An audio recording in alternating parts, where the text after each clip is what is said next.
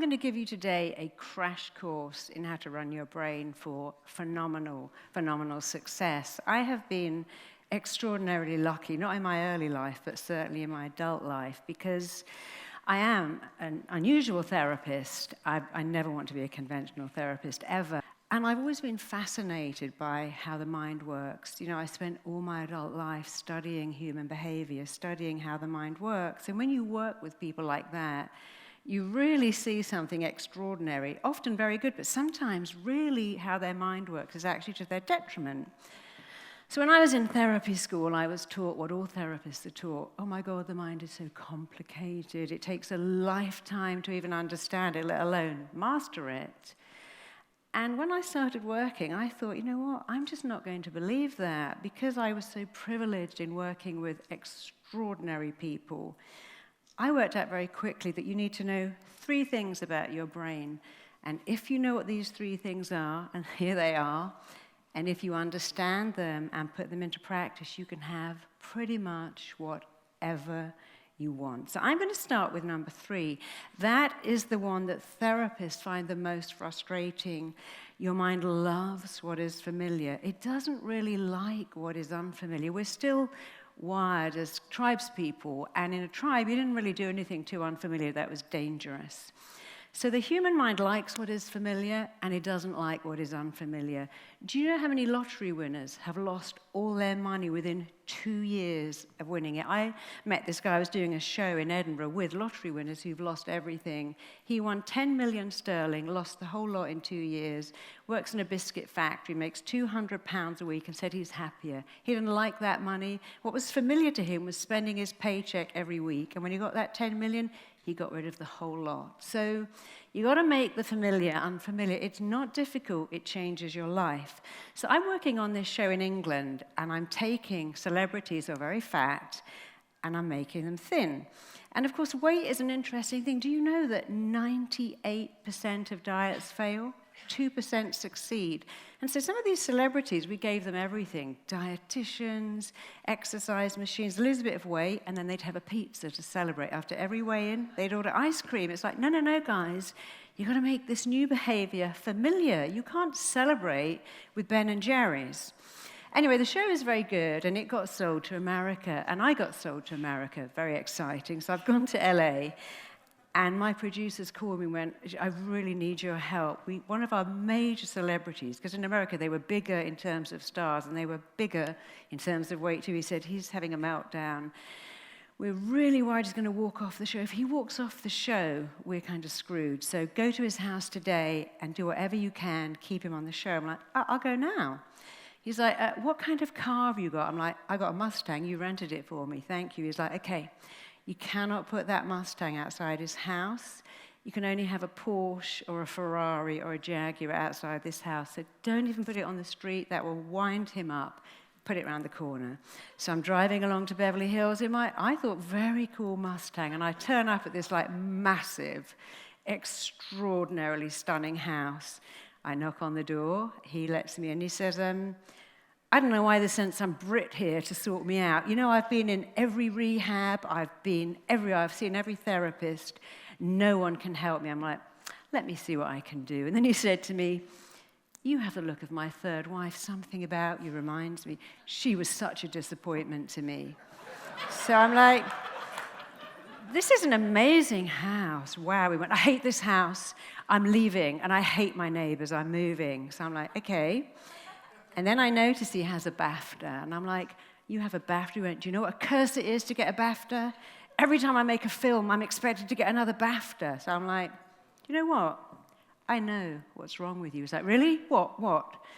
I said, you just don't think you're enough, do you? Oh, wait, this is already up for you.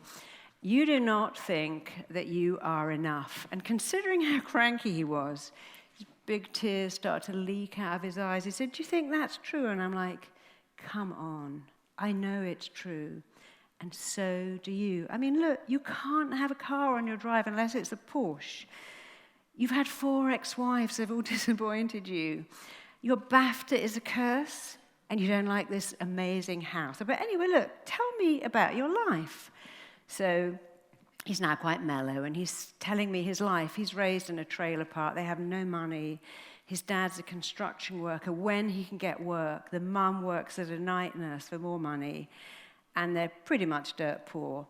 And because the mum's working nights every day, he cooks his dad a construction worker's dinner of meat, vegetables, potatoes. And he has this weird stuff I've never heard of called saps, which is milk soaked in bread.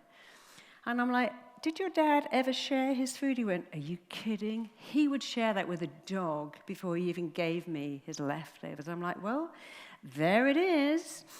If your own father doesn't like you, if you don't even get the same food that you cook from, if he prefers the dog to you, none of your needs are met. Now, children must idealize their parents. That is a fact. You have to idealize your parents. And when your parents are wrong, you can't ever get that, so you think, I'm wrong. So what you've done is very common. I'm not enough. That's why my parents treat me like this. I'm going to get better, and then they'll be great. And that is the driver that has made you extraordinarily famous and successful. But guess what? You still think you're not enough. And all this stuff is never going to help you because you don't feel enough. So if I was a doctor, I was diagnosing you. Here's your diagnosis. You don't think you're enough. And here's your prescription. I want you to say it every day in the shower, I'm enough. What else are you going to say in there? Oh, I love the smell of this Jo Malone shampoo. I'm enough. You say that over and over and over again. So he's quite up for it. So we've gone around his house, and I've written on all his mirrors in big lipstick, got a lot of lipstick with 4 ex-wives, I'm enough. I said, just say it, say it, say it, think it. So I've written it, and I've taken his phone, and I've put it on his phone alerts every morning, every night. It pings with, I am enough. Anyway, he stayed on the set, and we've done a little bit of work. And then I've had to come back to London because I'm doing both shows, 6 weeks here, 6 weeks there. 6 weeks later, I'm back on my set, and I'm going onto the studio. I'm on the lot, and I'm walking to the recording studio, and I see someone only about as far away as you. And when I see him, and he sees me, he starts to undo his trousers. Then he undoes his shirt, and I'm like, is this guy really going to flash me on a lot in LA? And where is security?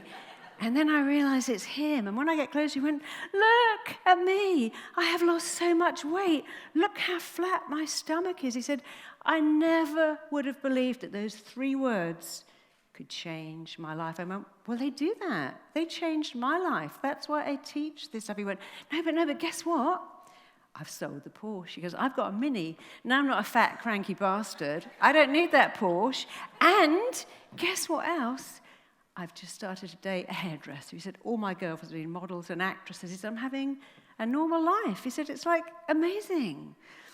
So I stayed in touch with him. And a couple of years ago, he called me and went, guess where I am? I'm like, tell me. He said, I'm fishing in Iceland. And guess what else? I'm happy. So I've never been happy in my life. I've just got a normal life, and I'm so happy. So I'm back in England, and a psychiatrist calls me, because I do very unusual work. Occasionally, when psychiatrists can't get anywhere, they send me their clients. And this psychiatrist said, look, we've got this girl. She's tried to kill herself. She's been sectioned. I don't know what to do with her. I'm so scared she's going to jump out of a window. Can you come and see what you can do? So I'm like, sure, I've worked with him a lot. So I've gone to this hospital, and I've read her notes, and I understand what's going on. Her mother killed herself when she was young. She found her mother. She's a city trader earning 3 million sterling a year. She's a compulsive shopper, and she's just tried to jump under a train. So I've gone into her room, and I've said, do you know what's wrong with you? She went, oh, yes, I have manic depression, I'm bipolar, I'm a compulsive shopper, and I'm a hoarder. I'm like, you don't think you're enough. I said, all this other stuff. Your mum tried to kill herself, well, did kill herself, and you found her, and any child going through that would think the same thought. If I was enough, how would my mum do that? I wasn't even enough for my mum to live, or not even to kill herself, or I didn't find her. And all this shopping is just filler for the fact that you don't think you're enough. And I said, and I want to help you. She said, well, I'm going to kill myself. It's not if, it's when. I'm like, well, okay. But before you do that, how about you just have a month of saying, and they're not letting you out of here anyway, so how about just saying, I'm enough? They're not letting you near any windows, so you're going to be locked in this room for a while, but how about just doing it? So I did the same thing, took her phone, put on it, I'm enough, and it goes off every morning, every night, wrote it on her mirror, because she was so very fragile. I made her a recording. I hypnotized her, I sat next to her, and I just said in her ear over and over again, you are enough, you are enough. I made her say it back. Because she's so fragile, I start to text her every day saying, you're enough, and she starts to text me back, I am enough. And this girl had such a phenomenal transformation. She gave up her job. She started a charity for depressed people. And this TV station's got her story, and she's going to be on the TV. And they said, can you come on as well? Because you helped her. I'm okay. So I've gone on the TV. This is not about me, this show. It's about her. But at one stage, the anchorman looked at me and went, but what did you do? What did you do that no one else did? And I kind of took a bit of a breath. I thought, oh my God, they're going to think this is really woo-woo, really LA. I went, well, I told her she was enough. I made her a recording to listen to every day. I wrote it on her hand. I wrote it on her mirror. And I waited for him to roll his eyes, and he went, oh my God, I love that. I'm going to go home, and I'm going to write that on my mirror. And I think all our viewers will love that. So I've gone home, and I have thousands of emails saying, where can I get this book called I'm Enough? It's not a book, it's a part of a book. So I'm home, and the psychiatrist around me went, oh, I saw the show. I said, what did you think? He went, oh my God, it's so depressing. I'm like, what, the mother? No, you cured that girl in an hour. I have been working with her for years. I'm like, well, why don't you do what I do? I mean, I don't understand. Every psychiatrist is taught the common denominator of all our problems is we don't feel good enough, smart enough, pretty enough, lovable enough. So when you do that psychiatrist, how do you feel today? And how did that make you feel? Which is really psychiatrist. I haven't got a clue what to do with you. So I just keep saying, and how did that make you feel? Stop doing that shit. Go straight to what's wrong with them. It doesn't matter what they feel. They don't feel enough. And then what's really interesting is I've got it going on in my house. So my daughter is an artist, and she sold, in her first showing, she sold 2/3 of all her work in one night. And then it stopped. And she went, oh, Mummy, you know, it's so hard being an artist. I just don't think I can do this anymore, because people aren't buying my work. And I'm like, well, you know, baby, you have picked a career with a lot of rejection, and you've got to learn that they're not rejecting you, because you've actually made your art really edgy and dark. It used to be really pretty, and maybe people don't like that. But let me help you out. You mustn't let rejection in. They're not rejecting you. So I've written on her mirror, I'm enough, in her bedroom, in her studio next to her, in her bathroom. She said, oh, Mum, that is so lame. I am not having that on my walls, because all my friends are going to laugh at me. And I'm like, well, you know, baby, you can take it off anytime you like. But how about just leaving it for a little while? So I've gone back to the States. I've come back. I've run upstairs. And there's my daughter painting, and it's still up. It's on all her walls. And I'm like, oh, you didn't take it down? She went, you know, Mum, I was going to, but all my friends went home and wrote it on their wall. And my boyfriend wrote it on his wall, and this is the link. I'll come back to this later. Here she is. And I put it on my Facebook page, and it got so many likes, so I left it up there. It's still up there now. So now I've got this plumber in my house, and he's going, what's all that on your wall? What is that? I'm enough. And I went, well, you know, it's my little philosophy. Changing the world is a big ask, but I want to change people. And the way to change them is by making them feel they're enough. And so he went, my son, he said he's so angry all the time. He said he's a bit of a nerd. He hasn't got any friends, and I don't know what to do. Shall I go home and write that on his mirror? I'm like, no, because you are dorky, stupid dad. Never do that.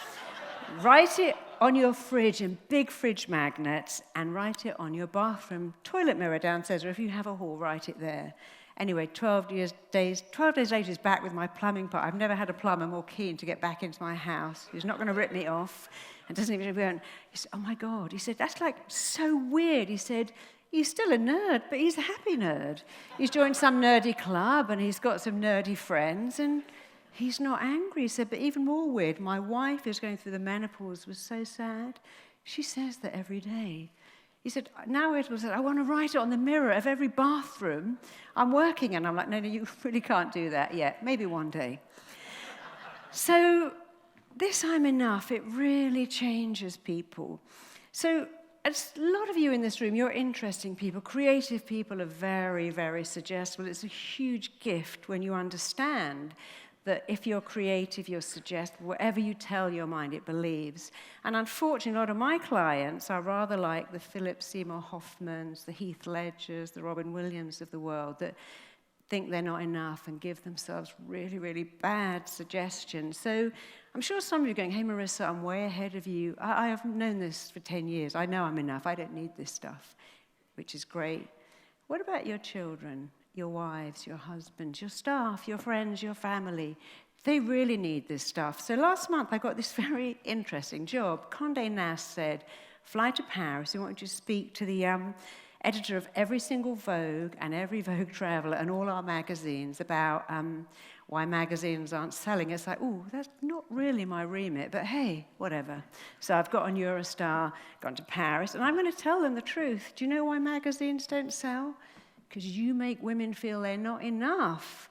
And while fashion is all wonderful and lovely, and I'm the first one to go, I love my Prada handbag, you could do so much more by meeting someone's emotional needs. So anyway, they're in the room. I'm giving my talk. I'm not quite sure how they're going to go for it. But what's happening is, I'll come back to this in a minute. As I'm putting up my slides, they're all getting out their cameras, and they're all taking pictures. And I'm telling them this story. I gave a talk for Ernst & Young, and when I finished, I said, any questions? They went, yes. Could you come back and give another talk as soon as possible? I'm like, sure. So I've gone back, and this woman has run up and went, oh, my God, you changed my life in 10 minutes. And she said, look what I've got on my hand. I'm like, is that pen? She went, no, it's a tattoo. I've had it tattooed on my hand, and it's changed my life. So all the Vogue editors are taking a picture of this. And I said the same thing to them. Actually, there were some guys in the room. I wasn't expecting that. And I said, look, some of you probably are enough, and you've got everything, and you're at the top of your game, and there's a CEO of Condé Nast. So I said, but you have the same thing. You have daughters, you have sons, you have family members, you have people that need this stuff. So even if you don't need it, do it for them. Anyway, when I finished, they were like, that was so awesome. They said, we're cancelling the whole day, and we're taking you out to dinner. And they didn't even put on the next speaker. They did put him on the next day. And the head of Condé Nast said, you know what? I'm so glad you said that. He said, because I am okay. I've got everything. I'm happy with my 2 daughters. They come on shoots. They meet top models. He said, the eldest one is already beginning to show signs of anorexia. I am going home. I am so invested, and I'm enough. So I'm going to put that on their walls. I'm going to have a piece of art commissioned. Of course, the head of Condé Nast would have a piece of art commissioned. And it's going to say, I'm enough. And I went to see one of my clients in Spain recently, and she knows she's enough. She's got everything. She's beautiful, lovely, spiritual, got a great company. I've walked in her office, and she has a bank of computers, and everyone is twinkling with this screensaver saying, I'm enough. And she said, you know what? I put that on there for my staff, because they're all like young girls, young women. But actually what's happened is they're better employees. They're also content. They don't seem to have time off sick. So it's become a win-win. So how many of you can actually put your hand on your heart and go, yeah, maybe somewhere I don't feel enough? You see, we're all born knowing we're enough. When I used to take my little baby out in her pram, I'd go, oh my God, your baby's so cute. And she didn't go, don't look at me, I'm having a bad hair day. I have these triple knees, and I got a dirty nappy. She would kick her little legs and smile, because when you're a kid, you know you're enough. You get a round of applause when you pee in the toilet. You blow your nose, you go, oh my God, he can blow his own nose. You say the word cup, they go, he's a genius. He just said cup. And then you go to school. And my daughter's gone to this private school. She's come back, she said to me, Mummy, what is a waste of space? I'm like, where did you hear that? She said, my teacher said I'm a waste of space because I couldn't draw a circle. Okay. A couple of weeks later, I'm taking her into school, and she said, Mummy, you see that little boy? He can write his name in a box. I can't do that. I'm like, baby, your name is Phaedra. The P goes down, the H goes up. It's a beautiful, unusual name. His name is Sam. In a year, everyone can write their name in a box. Who cares? You're a beautiful artist. You're clever. You're funny. Do not compare yourself to someone who can write their name in a box called Sam. But that's what schools do. And that's what you're up against. So how many of you here are willing to write that on your mirror? You see, this changed my plumber's son. Thank you. Let me see the hands again. How many of you are going to do that, not just for you, but for someone else? You know, you hear that saying, if you make a difference to one person, your life has meaning and purpose. And if you do that, you're going to make a difference to so many, many people. So your mind doesn't care what you tell it. It believes everything you say. So let me just go back to this lemon. Okay, let me show you how your mind is. Your mind doesn't care if what you tell it is right or wrong, good or bad, healthy or unhealthy. It lets it all in. So here's a lemon, big, fat, juicy lemon. Imagine you've got this in your hand. Put everything down. Put your hand in front of your mouth. Close your eyes. I want you to imagine you're breathing in this wonderful lemon. It's like, oh, that great lemon smell. And you're squeezing that lemon. Open your mouth. Cram that lemon into your mouth. Start sucking it and biting it and chewing the flesh. Suck out that flesh and chew it and bite it. And you all know what's happening. Your mind's like, oh my God, you're eating a lemon? That's really damaging to tooth enamel. Let me wash that away. And you're making saliva to a thought because your mind doesn't care. It lets in anything you tell it. So let me show you another one. Everyone stand up and everyone point their left arm at me, just like that. And all you're going to do, quick practice so you don't poke out your friend's eye, you're going to do that. That's all you're going to do. So take your arm, put it as far behind as it will go, push it to its limit, look at where it is, bring it back. Drop your arm down, close your eyes, stay where you are. And I want you to say to your arm, I'm going to repeat this in a minute, you are going to go a third further. Just tell your arm you will go a third further. See all the muscles in your arm like Play-Doh, like elastic. You're like Barbie now, or Ken. You've got a super flexible arm and it's going to go right behind you. So see it going a third further. Tell your arm to go a third further. Point your arm out at me again. Before you start, just know it is going to go a third further because you told it to and because you've seen it. Do it again and just watch as your arm goes a whole third further because you told it to. So let's do one more. Thank you. This is your mind, guys. Your mind will do what you tell it. Now that you know that, tell it great things all the time. It does what you say. You know, I work with infertility. It's not woo-woo. I have extraordinary success at women who are 40 getting pregnant because they've said when they're 17, if I get pregnant at the end of the world, oh my God, it'd be a nightmare to have a baby, and then they can't get pregnant. And I tell their body to be super fertile, to give them the perfect egg. They get pregnant, they have perfect births, because your mind does what you tell it. But when you go, that'll be a nightmare, that'll be a disaster, it goes, well, we're not going to go there. So, hands by your side, feet together, and you need to all close your eyes. This is nothing scary, it's just fun, just seeing your own power. So with your eyes closed and your feet by your side, feet together, hands, I want you to imagine right in front of your chin is the most powerful magnet. It is pulling you forwards. You are hinging forwards from the chin. That magnet is so powerful, it is pulling you, pulling you, pulling you. Your knees are locking. You really need to go up onto your tiptoes as that magnet pulls you and pulls you and pulls you forward, forward. Don't try to stop it. It's completely safe.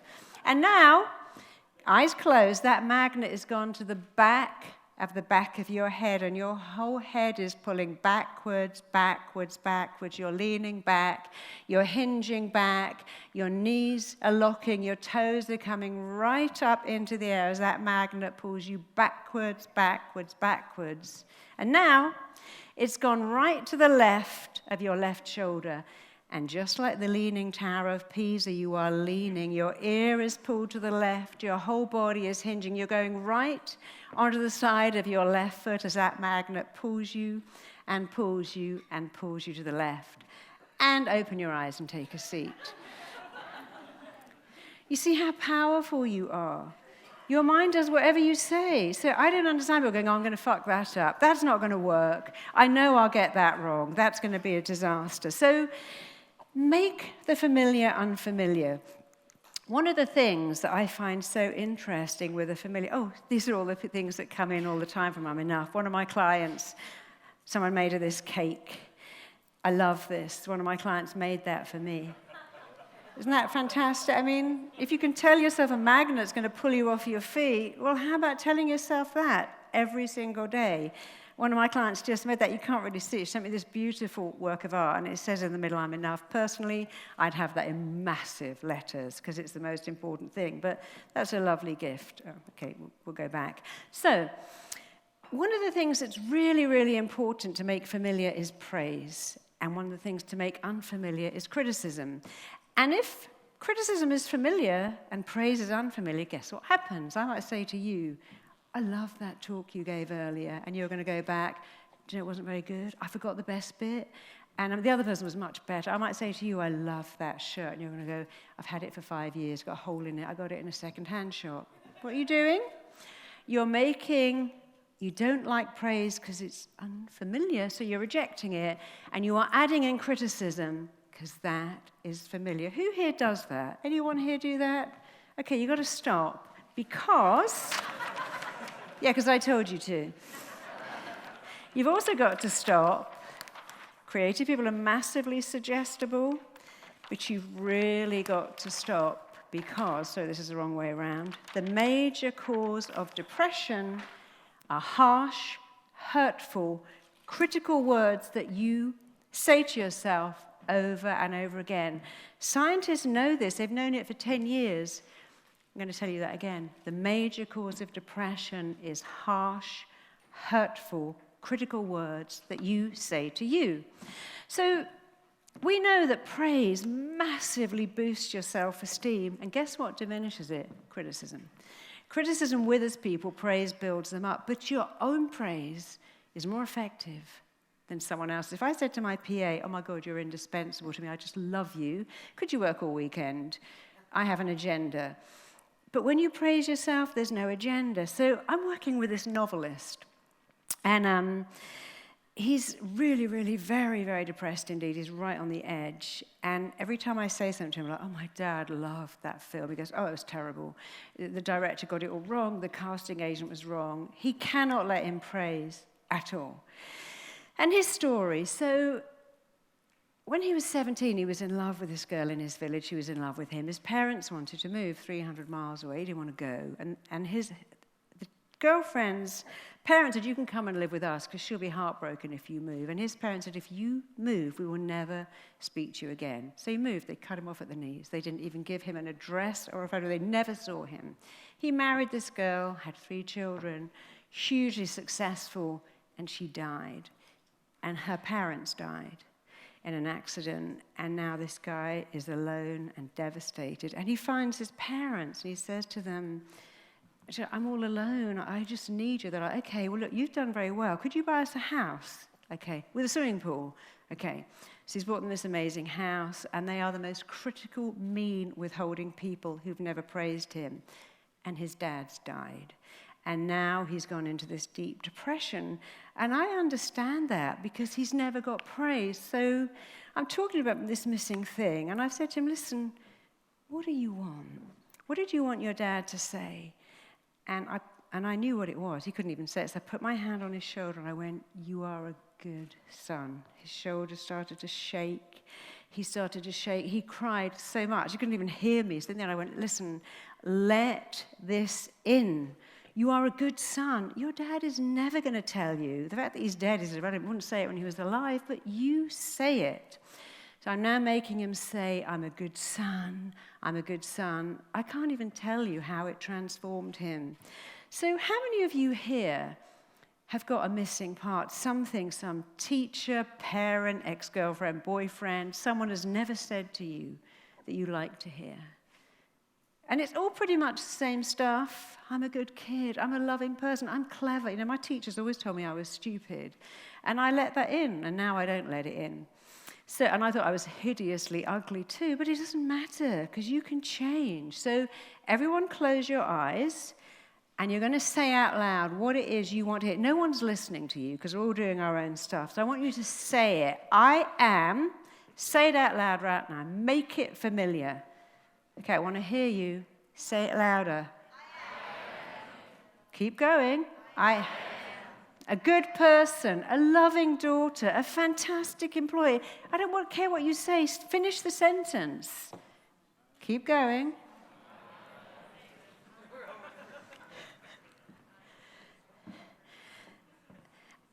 I want you to keep doing this because you're going to make the familiar unfamiliar. But now you're all going to say out loud, really loud, I am enough.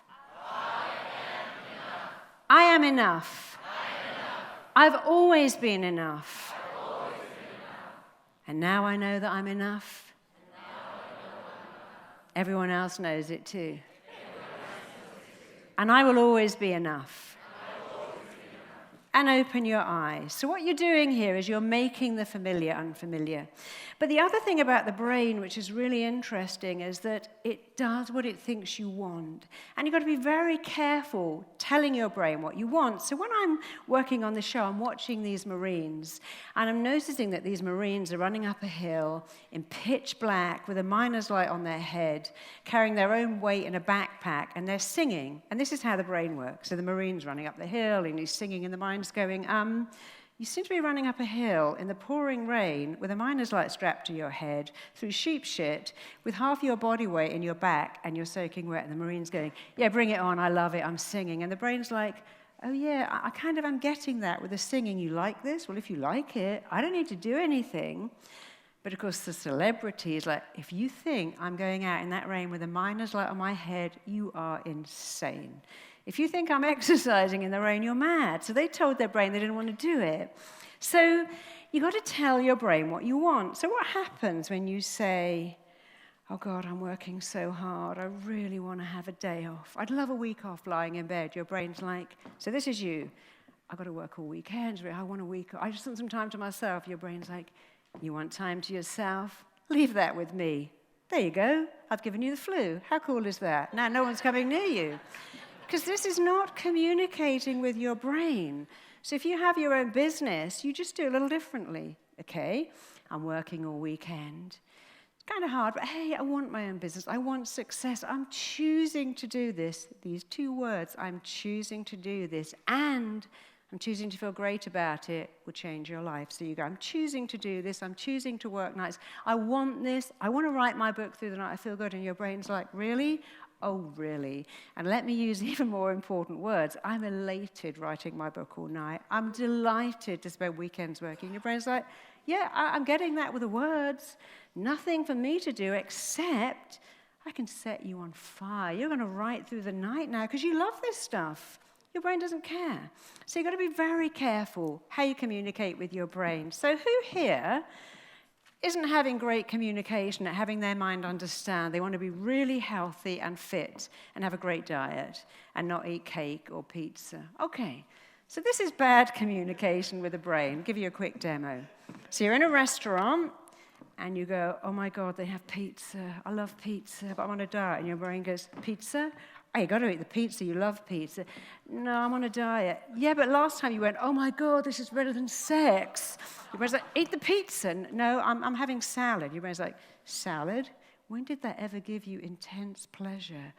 Eat the pizza. And now you go, now I feel really bad.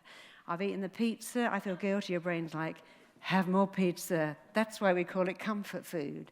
And now you go, now I feel fat. I feel guilty. I feel bad. And your brain's like, have a beer. Have some ice cream. Because what you've done is your brain does what it thinks you want. And when you go, I want pizza, but I need to be thinner. I want ice cream, but on a diet, you just crank up the desire. This is how you get it right. Really easy. Same situation. Oh, they have pizza. Yeah, it does look nice. But you know what looks really nice?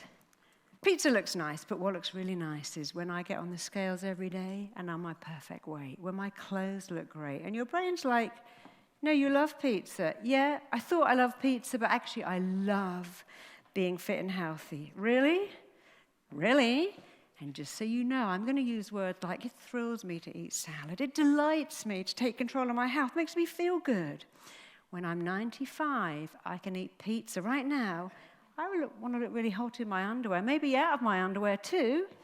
And when I'm 95, that door is shut. So right now, I'm going to choose to be thin. I'm going to choose to feel great. And your brain goes, oh yeah, I get that.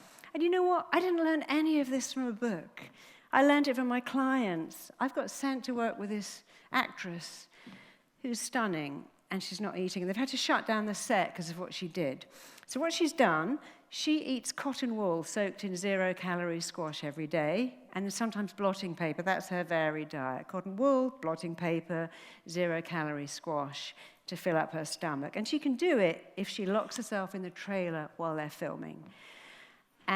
But the director, apparently he's so incredibly unreasonable according to her, so he's making her rehearse, and all the food trucks have come in, and now she's smelling the food she wants to eat. So she's run into the bathroom and she started cramming toilet paper into her mouth, a lot of toilet paper, and she starts to choke, and security kicked down the door, got a really glamorous job, pull out all this toilet paper out of her mouth, and have said, now our insurance is invalidated, you can't do that anymore.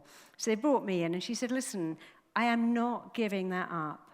I would rather die than be fat. I would do anything to be thin. Do you know how hard it is to eat half a toilet roll dry? Unless you tell your mind, I want to do this. So the thing with the brain is you've got to tell it what you want. I want this. I've chosen to feel great about it. Your mind does what it thinks you want. And this is not positive thinking.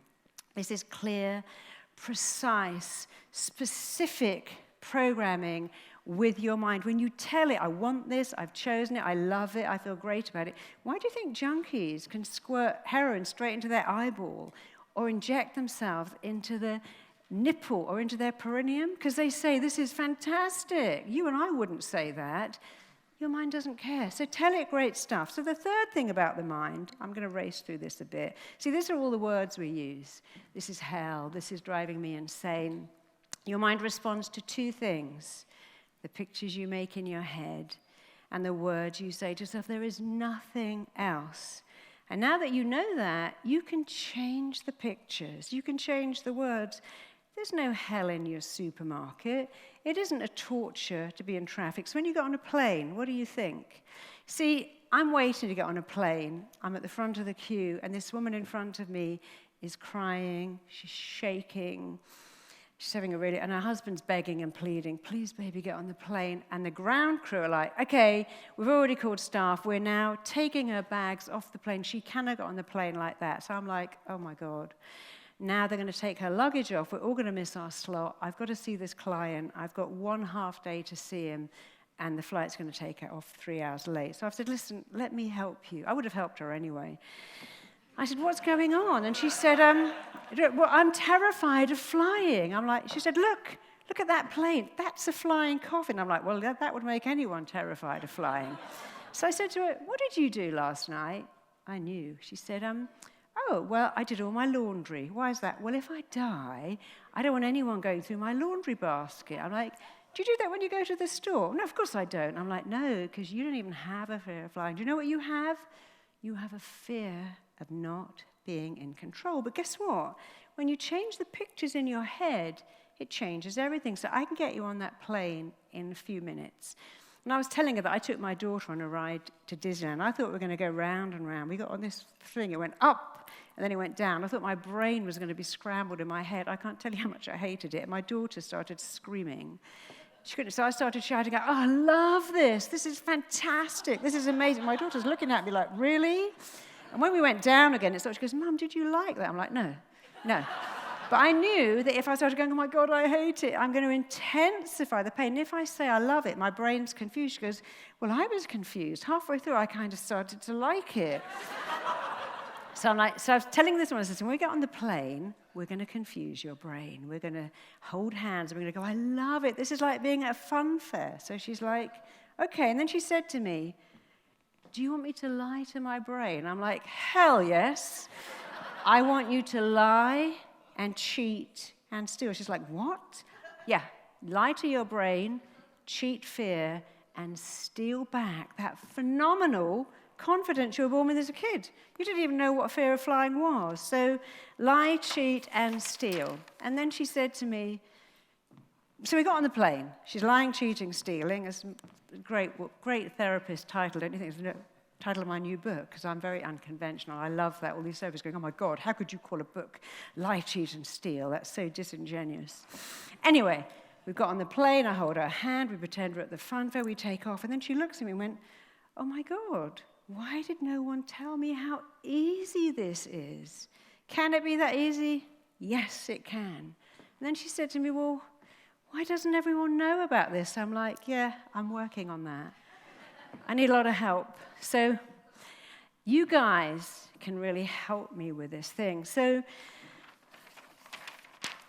let me just summarize everything we've done today, because it is not hard work, I promise you. First of all, you're going to make anything that is negative unfamiliar.